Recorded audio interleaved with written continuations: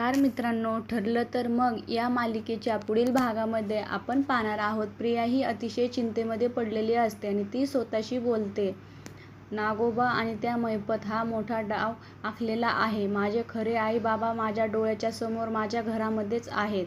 म्हणजे माझ्या कानामध्ये हा जिवंत बॉम्ब सदैव टिकटिक करत आहे. त्यानंतर आपण पाहतो कल्पना ही घरामध्ये सर्वांच्या समोर अर्जुन ही घरी घेऊन आलेला. ते प्रियाचे खरे आई बाबाला बोलतात, बरे झाले तुम्ही आता दिवाळीच्या शुभ मुहूर्तावर आलेले आहात. सायलीला देखील तिचे आई बाबा मिळाले आहे. आणि त्यावेळेस त्या महिलेची नजर ही प्रियावर पडते आणि प्रिया ही आपली नजर लपवण्याचा प्रयत्न करते. ती उठून प्रियाकडे जाऊ लागते तेव्हा प्रिया देखील तिथून निघून जाण्याचा प्रयत्न करते. तेव्हा ती महिला ही प्रियाचे हात पकडते आणि बोलते, पोरी तू कुठे पळून जात आहेस? मला तुला कुठेतरी पाहिल्यासारखं वाटत आहे. आठवले तू आमच्या दुकानावर आली होतीस, उगीच टाइमपास करून गेली. तुला तर कपडे तर शिवायचे देखील नव्हते. आणि तेव्हा प्रिया ही अतिशय घाबरलेली असते.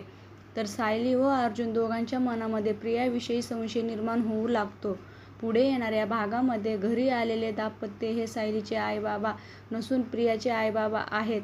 हे सत्य अर्जुन आणि सायलीच्या समोर येणार का, हे पाहणे अतिशय रंजक ठरणार आहे. ठरलं तर मग या मालिकेचे अपडेट पाहण्यासाठी आमच्या चॅनलला लाईक करा, शेअर करा आणि सबस्क्राईब करायला विसरू नका. धन्यवाद.